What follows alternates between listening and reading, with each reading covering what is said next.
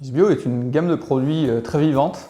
Sa nature vivante vient du fait que c'est une base papier. Il doit être traité avec ses spécificités. L'industrie de la carte a travaillé pendant des années sur la manipulation de couches plastiques. Et toute cette industrie, ses processus de fabrication, ces machines sont dédiées à ces matières inertes. Alors que Isbio étant un produit vivant, il a fallu repenser les manières de le travailler, les manières de le concevoir et s'approprier cette nature qui lui est propre.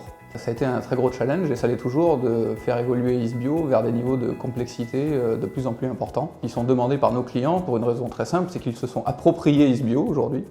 Ils manipulent et ils achètent Isbio donc en masse. Mais ils nous demandent toujours plus de fonctions, toujours plus de spécificité, toujours plus de technicité.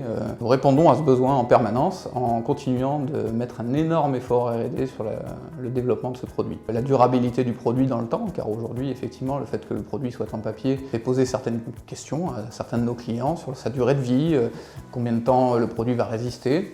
Et là, nous travaillons effectivement énormément sur cet aspect durée de vie, afin de donner des garanties à nos clients sur le fait qu'une carte Isbio peut être utilisée dans des conditions normales, quotidiennes, journalières, rangée dans son portefeuille, avec une durée de vie qui n'a rien à envier à une durée de vie d'une carte plastique en PVC. On travaille évidemment sur différents aspects, la matière elle-même, alors tout en respectant nos principes fondamentaux de la gamme Isbio, qui sont le sourcing local et le bio-sourcing. C'est très important pour nous de ne pas du tout remettre en jeu ces éléments-là, d'y agréger des fonctions supplémentaires, des couches de matière supplémentaires, biosourcées elles aussi, en surface de la carte, qui vont nous permettre d'apporter cette durabilité supplémentaire, de protéger les impressions et de garantir cette durée de vie dans le temps afin que le produit puisse être utilisé de manière sereine.